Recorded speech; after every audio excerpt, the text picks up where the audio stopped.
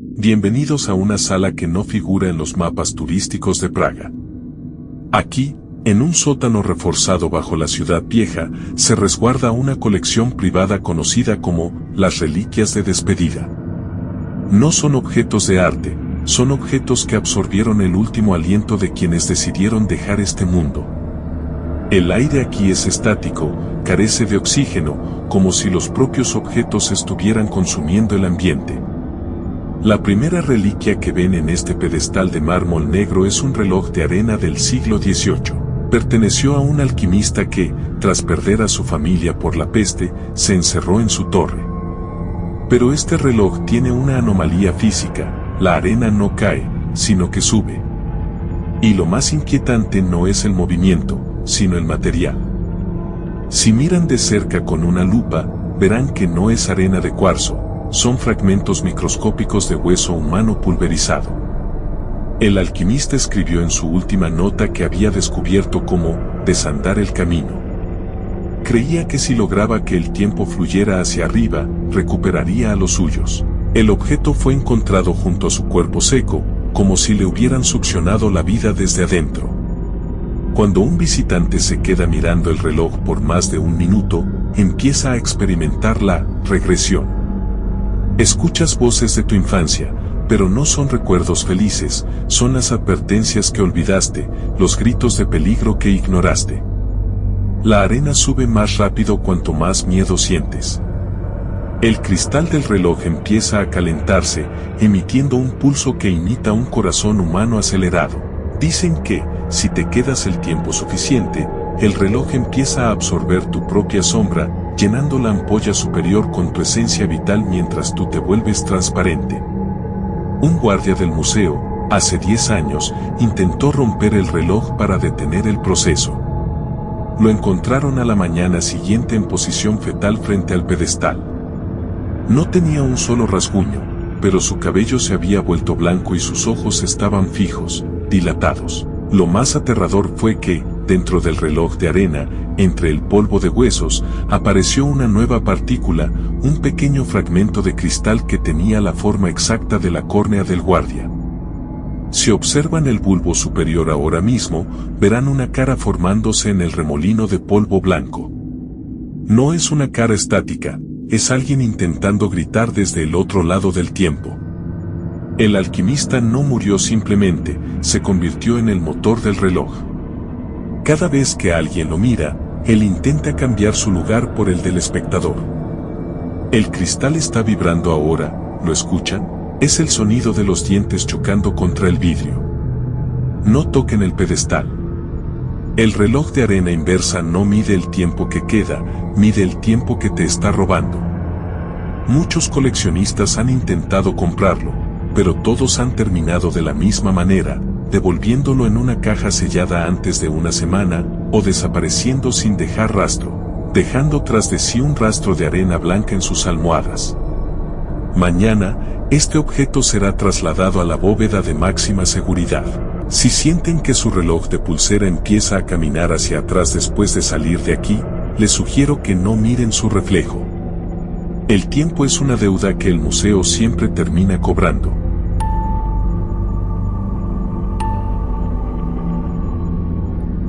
Pasemos a la siguiente reliquia, la soga que nunca se corta. En la segunda sala, resguardado tras un cristal blindado que filtra la luz ultravioleta, se encuentra un espejo de pie de finales del siglo XVII. Fue fabricado en los talleres prohibidos de Murano, en Venecia. A diferencia de los espejos comunes, este no utiliza plata para el reflejo, sino una amalgama de mercurio y cenizas de personas ejecutadas. El marco está tallado en madera de ébano con figuras de ángeles que parecen retorcerse de dolor si los miras desde el ángulo correcto. Su último dueño fue un conde italiano que se quitó la vida frente a él después de afirmar que su reflejo había dejado de obedecerle. El objeto no llegó aquí por su valor artístico, sino por la masa que parece acumular. Si pesaras el espejo ahora y volvieras a hacerlo mañana, el número sería distinto. El espejo gana peso cada vez que alguien proyecta su imagen en él. Lo que hace a este objeto una reliquia de despedida es el fenómeno de la desincronización. Al principio, el espejo parece normal, pero después de unos segundos, notas que tu reflejo parpadea un instante después que tú. Es una fracción de segundo, casi imperceptible, pero suficiente para activar una alarma en tu cerebro. El conde dejó escrito en su diario que su reflejo empezó a llevar una vida propia dentro del cristal. Decía que, mientras él dormía, su imagen en el espejo permanecía despierta, observándolo desde la oscuridad del marco. Con el tiempo, el reflejo empezó a susurrarle. No usaba la voz, sino que movía los labios de forma exagerada para que el conde pudiera leer: déjame salir, te prometo que el otro lado es más tranquilo. La desesperación del hombre llegó a tal punto que intentó tapar el espejo con una manta, pero a la mañana siguiente, la manta aparecía doblada pulcramente en el suelo, y el reflejo le sonreía con una alegría inhumana. La noche de su muerte, los sirvientes escucharon el sonido de cristal rompiéndose, pero al entrar a la habitación, el espejo estaba intacto. Lo que encontraron fue el cuerpo del conde, pero no tenía pupilas, sus ojos eran superficies lisas y plateadas, como el mercurio. El forense de la época notó algo aún más extraño: el cuerpo no proyectaba sombra bajo la luz de las velas. En el museo, hemos prohibido que los restauradores trabajen solos con esta pieza. Uno de nuestros becarios cometió el error de limpiar la superficie sin usar guantes de protección. Reportó que sintió como una mano fría lo sujetaba desde el interior del cristal. Desde ese día, el joven insiste en que el mundo exterior le parece plano y sin color, como si él fuera ahora el reflejo y la entidad que habitaba en el espejo estuviera caminando libremente por las calles de la ciudad, usando su nombre. Si prestan atención a la superficie del espejo en este momento, notarán que no me refleja a mí, que estoy frente a ustedes, sino que muestra la sala de atrás, pero totalmente vacía. El espejo está esperando a que alguien sea lo suficientemente valiente, o lo suficientemente tonto, para sostenerle la mirada el tiempo necesario para completar el intercambio. Les ruego que no miren directamente al centro del cristal. Si sienten un tirón en el pecho o la sensación de que sus pies no tocan el suelo, cierren los ojos de inmediato. El espejo de las sombras no muestra quién eres, muestra quién quiere reemplazarte.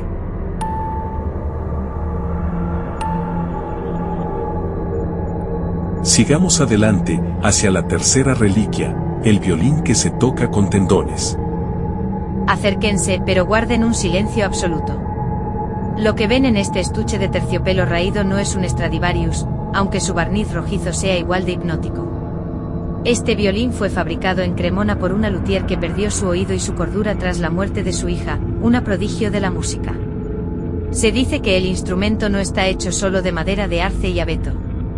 Si observan las cuerdas, verán que no son de tripa de animal ni de acero, tienen un brillo nacarado, una textura orgánica que parece palpitar bajo la luz de la sala.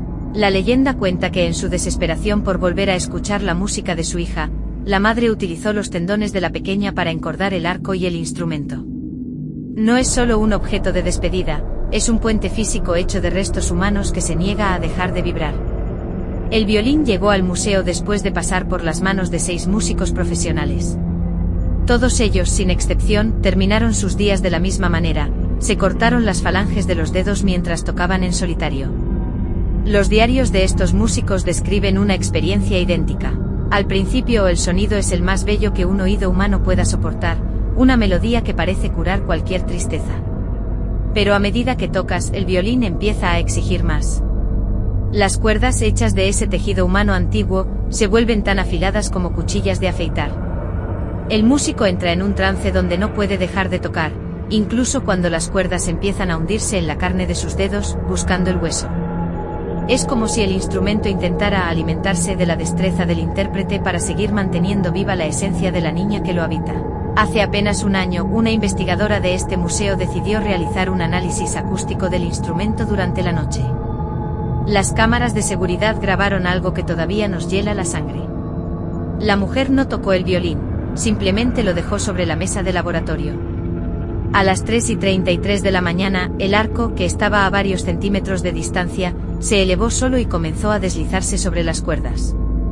La música que emanaba no se registraba en los micrófonos digitales, pero la investigadora, en el vídeo, se tapa los oídos mientras grita de agonía. El sonido iba directo a su cerebro. Cuando la encontramos, sus tímpanos habían estallado, pero ella sonreía.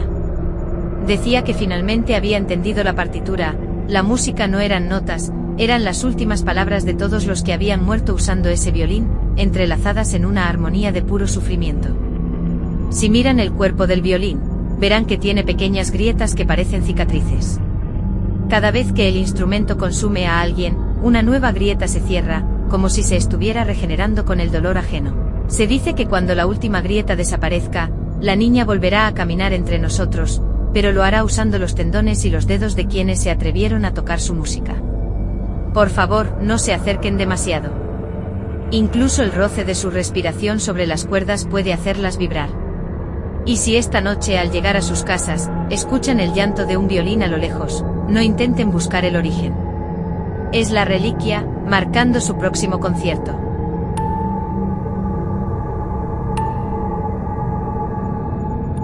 Pasemos ahora a la cuarta pieza de nuestra colección, el vestido de novia que nunca se desabrocha. En esta vitrina climatizada, protegida por un cristal reforzado, descansa una pieza de costura que desafía las leyes de la descomposición. Es un vestido de novia de mediados del siglo XIX, rescatado de las cenizas de una mansión en Lyon que ardió hasta los cimientos. El fuego consumió todo, muebles, cuadros, e incluso la familia que allí habitaba. Todo, excepto este vestido. Si observan el tejido, verán que no es blanco satén, sino que tiene un color grisáceo, como si estuviera tejido con humo sólido. No es seda. Al analizar las fibras en el laboratorio, descubrimos que la estructura molecular del hilo es idéntica a la del carbón vegetal, pero mantiene la suavidad de la piel humana. Fue el vestido que Camille, la hija menor de los propietarios, se puso la noche que decidió prender fuego a su hogar tras ser obligada a un matrimonio sin amor. La reliquia tiene una propiedad física perturbadora. Su temperatura interna se mantiene constantemente a 37 grados centígrados, la temperatura de un cuerpo vivo. Pero si alguien intenta tocarlo, la seda se vuelve instantáneamente tan fría como el hielo, quemando la piel por contacto térmico extremo. En 1980, una restauradora del museo cometió la imprudencia de probarse el vestido en una habitación sin cámaras. No lo hizo por vanidad, sino porque reportó haber escuchado el llanto de una mujer que decía tener frío eterno. Cuando sus compañeros la encontraron, el vestido estaba perfectamente ajustado a su cuerpo, pero no podían encontrar la cremallera ni los botones. La tela se había fusionado con su piel.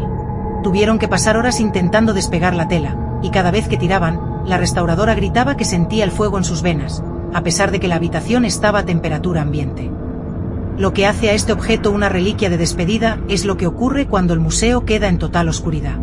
Los sensores de movimiento suelen dispararse en esta sala sin razón alguna, pero las cámaras térmicas han captado algo más específico, una silueta humana de calor intenso que camina de un lado a otro frente a la vitrina, como si estuviera esperando a alguien. La restauradora que se probó el vestido nunca volvió a ser la misma. Sus huellas dactilares desaparecieron, sustituidas por un patrón de tejido de seda en sus yemas. Ella afirma que, desde aquel día, cuando cierra los ojos, no ve oscuridad, sino una habitación envuelta en llamas naranjas donde una mujer vestida de gris le ofrece una mano carbonizada para que la acompañe al altar. El vestido no es una prenda, es un sudario que busca un cuerpo que lo mantenga encendido. Si miran el suelo de la vitrina, notarán una fina capa de polvo gris. No es suciedad del museo. El vestido desprende ceniza constantemente, como si se estuviera quemando en una dimensión que no podemos ver. Se dice que si inhalas ese polvo, empezarás a oler a humo de leña en todas partes, incluso en medio del océano. Es el recordatorio de que algunas despedidas no buscan el olvido, sino el incendio total. Por favor, no se detengan demasiado tiempo frente a esta vitrina. El vestido es experto en detectar la soledad, y siempre está buscando una nueva novia para su banquete de cenizas.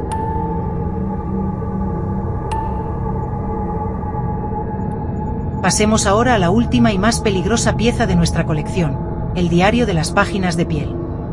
Hemos llegado al final del recorrido.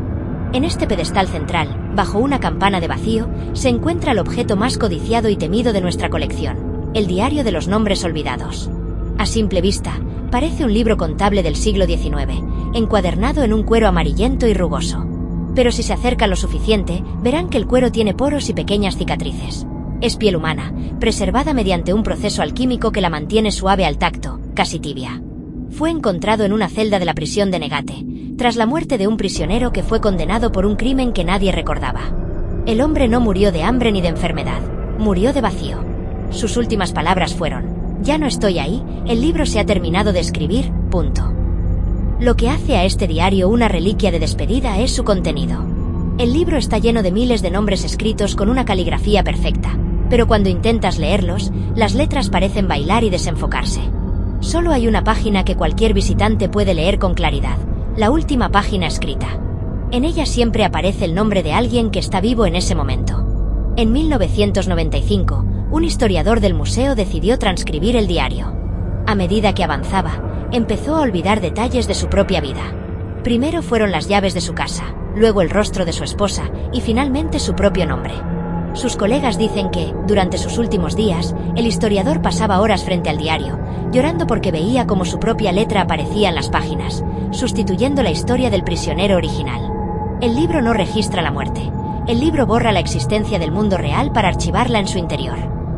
Una noche, el sistema de vigilancia captó algo imposible. El diario se abrió solo y las páginas empezaron a pasarse a gran velocidad, produciendo un sonido similar al de 1000 susurros. De entre las páginas salió una mano delgada, hecha de papel y tinta, que acarició el cristal de la vitrina. Desde entonces, hemos notado que el inventario del museo cambia solo. Objetos que antes estaban, desaparecen, y nadie recuerda que alguna vez existieron. Es como si el diario estuviera editando la realidad. La última persona que intentó leer el diario de cerca fue una guardia de seguridad. Al día siguiente, su uniforme estaba doblado en el suelo, sus llaves en el pedestal, pero ella no estaba. Al revisar el diario, encontramos un nuevo nombre escrito en la página final, el de ella. Y lo más aterrador es que, cuando preguntamos a su familia, ellos juraron que nunca habían tenido una hija con ese nombre. Si miran fijamente el diario ahora, verán que hay un espacio en blanco justo después del último nombre escrito. Ese espacio late sutilmente, esperando una nueva firma. No necesitan una pluma. El libro solo necesita que piensen en quiénes son mientras lo miran. El Museo de los Suicidas no es solo un lugar para observar el pasado, es un lugar donde el pasado se alimenta del presente. Gracias por acompañarnos en este recorrido. Al salir, por favor, revisen sus identificaciones. Si encuentran que sus nombres son difíciles de leer o que su rostro en la foto les resulta extraño, lamento informarles que el museo ha decidido quedarse con un recuerdo de su visita.